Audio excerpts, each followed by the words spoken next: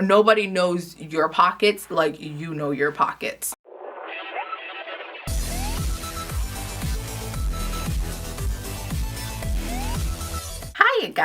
Hi guys, my name is Emelia and welcome to my channel. Today we are talking about buying a home, whether it's your first time or you didn't know what you were really doing last time. Just a refresher. So today we are talking about how to buy a home and what are the options you have when it comes to buying a home. So let's get started. A lot of people's goals for this year is to buy a home or to finally get their first home, whatever the case may be. It is a really good goal to have, and I'm super excited for everybody that's taking the journey. I hope that you find the right people to help you along the way, so it doesn't seem like such a daunting task, because it is quite stressful, but with the right team, it makes it worthwhile. The first advice I would give if you are going to buy a home or looking to buy a home, you start now. If your goal is to have a house in 2022, you start now. If your goal is to have a house in 2021, but later on down the line, you start now. What I mean by that is to find yourself a lender. Either find a real estate agent that's going to connect you with a lender they trust, or do your research and find your lender yourself. But the first thing is to find a lender. Why do you need a lender first? Especially if you're not buying a house anytime soon or next year or later on in the year or even in the summer. Why do you need a lender now? What a lender would do is do a soft credit pool, find out how much you can afford, kind of do like a pre-qualification, do your debt to income ratio, tell you how much you can afford and how you can up that money if that's something that you're not satisfied with, or tell you if you can afford a house at all and tell you what you can do to improve your credit to be able to afford a house. Either pay off some debt, pay off a credit card, pay off a loan, pay off a student loan, something, whatever the situation is, that lender is going to be able to help you, because throughout the entire house buying process, the most important part is being able to secure that loan, because without that loan, the real estate agent doesn't matter, the title, the closing company doesn't matter, the date of closing doesn't matter, because you don't have that intricate part. Okay, so let's go through the process of buying a house so it'll be easier to kind of explain, you know, the whole process. So now all you have to do is not buy anything, not drop anything, not do anything, not move an inch until you're done with the home buying process. You've already found your lender. So the next thing you do is find a real estate agent, either through referral or doing research. So you give that real estate agent a call, and what they do, or what we usually do, is we sit down with you. What I like to do, let me speak for myself here. What I like to do is sit down with a client and find out what their needs and wants are in a home. We sit down, we create a list. Where do you want your house? How much do you want the house? What do you absolutely need in this house? You run down a list. And then the next thing I personally advise my clients is to get a pre-qualification or a qualification to buy a house. You would have already done that. When a lender gives you a pre-qualification, it only lasts about 3 months, and then you have to update it again. So if you got a pre-qualification earlier on and it's expired, get another one. If you didn't get a pre-qualification from the lender that you talked to about your credit and stuff like that, you get a pre-qualification now, right? And now we're ready to look for a house.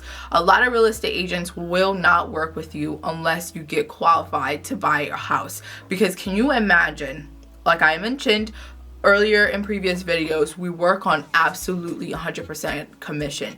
Can you imagine if we spent 2 months looking for a house for you, and then it turns out the house price ranges that we've been looking in is not something you can afford, you don't even qualify for a house at all. You get the qualification, and now it's time for us to look for a house.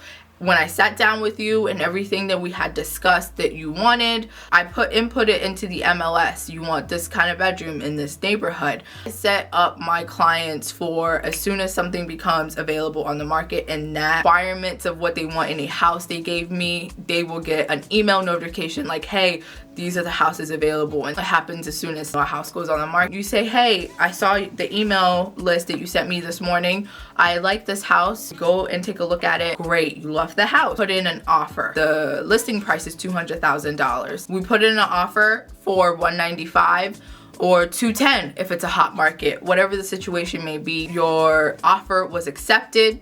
We go through inspection, and while we're going through inspection, the lender, the closing company, the title company, everybody's doing their background stuff that takes 45 to 60 days to close. They're asking you for bank statements, they're asking you for taxes to get ready to be able to close, and they're doing their background stuff while we're doing inspection.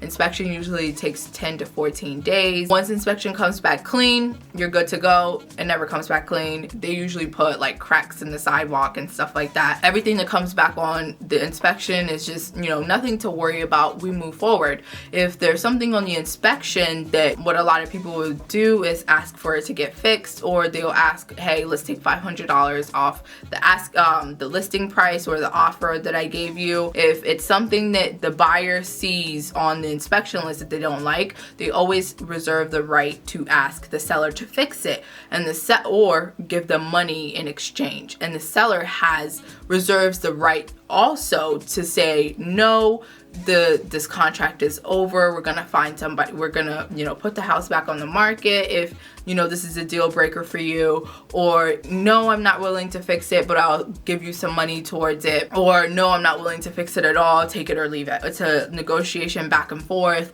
and with all that going on, the lenders, the title company, they're also doing their thing in the back. So let's say everything goes well with the inspection, we're done.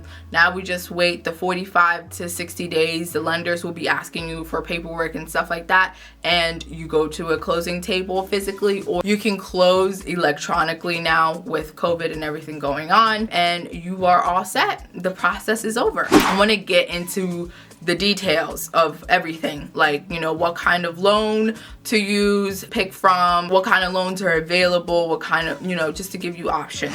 Okay, so there are 8 types of different mortgage loans. The ones that people are most familiar with and the most commonly used are FHA, Federal Housing Administration, conventional loan, a USDA loan, and a VA loan. Those are the 4 mortgages that are the most familiar with people. Okay, so let's start with the most common, and that is an FHA loan. So an FHA loan is backed by the government. There's some things that a house must have with the FHA loan that you can't get away with just because the government requires it. So a lot of rehab properties do not qualify for an FHA loan. The house basically has to have bare minimum running water, hot water, heat, a roof. The house has to be livable for it to be able to get an FHA loan. And with an FHA loan, the minimum down payment is 3.5% of the purchase price of the home. Credit score could be 580, but there's an asterisk right there because it's at the discretion of the lender. So some lenders will not allow somebody who has as low as 580, but the lower your credit score is, the higher your interest rates usually are. Your mortgage is compiled of a couple of different things: your principal, your interest, PMI. It's on the term of the entire loan, and what it is mortgage insurance to protect the lenders. That's the most common and the easiest to get just because of the down payment and the credit score aspect. The next one is a VA loan.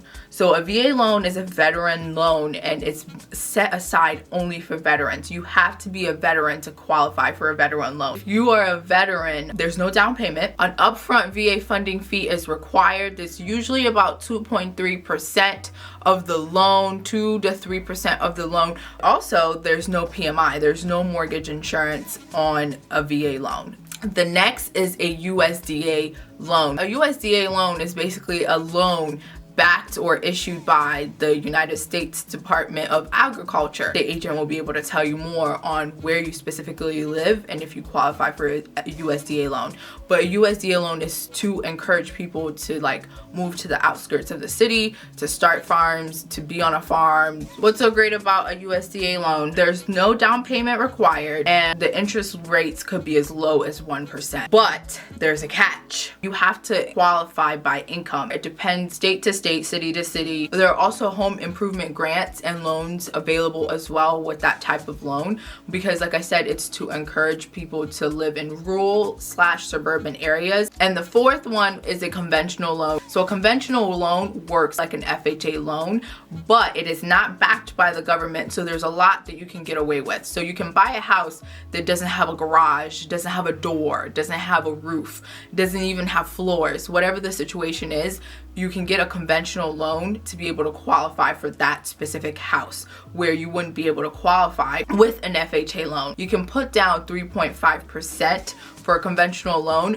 but the credit qualification for a conventional loan are much higher. You have a little bit more control on your PMI. If you put down 20%, you don't have to pay a PMI. So if you put down less than 20%, you'd have to get a PMI. You also get more structure in the loan. You can create a 15-year loan, a 20-year loan, a 30-year loan, a fixed rate loan. You get more structure on how your loan is set up. The major difference between an FHA and a conventional loan is that you get more choices in home. PMI to a lot of people is a huge deal because it is a nice little percentage of your mortgage. That's conventional loan. So those are the loans and some of the major things that you need to know. What I do want to touch on is the fact that you might get caught up in the superficial of things. It's so easy to be caught up in it because it's such an exciting moment. You're buying your first home, you're buying a home, whatever the case is, you're buying a home. It's so easy to get caught up in it, but do not lose sight of the importance of, you know, money, interest rates, mortgages, all of that. You will change your mind throughout the whole process on the people you're working with, the house, the loan, whatever the situation is, and it's okay as long as you communicate that to the people you're working with them. Don't wait till the last minute to say, actually, we want to back out. Actually, we don't want to work with you anymore. Communication is always key, no matter what the relationship is. Don't be afraid to ask questions. This is our job, and this might be something that you're not familiar with. No matter how dumb the question might seem, always ask. And so don't be afraid to ask your lender questions. Don't be afraid to ask your real estate agent questions. Don't be afraid to ask the title company questions. Don't be afraid to ask questions. This is one of the biggest purchases that you're going to make in your lifetime, and you want to come out the other end unscathed and protected. Make sure that you can afford the home. Just because you go to a lender and the lender looks at all your finances, does your debt to income ratio, etc, and finds out, oh, you can afford $200,000. Yes, you can afford it, but you would be stretching a dollar. Make sure that yes, you qualify for $200,000, but you buy a house that you can afford. There's nothing worse than being foreclosed on your home and losing that investment than just not buying it at all. Nobody knows your pockets like you know your pockets. But that is all, guys. Thank you guys so much for watching, and I will see you guys on the next video. Ciao.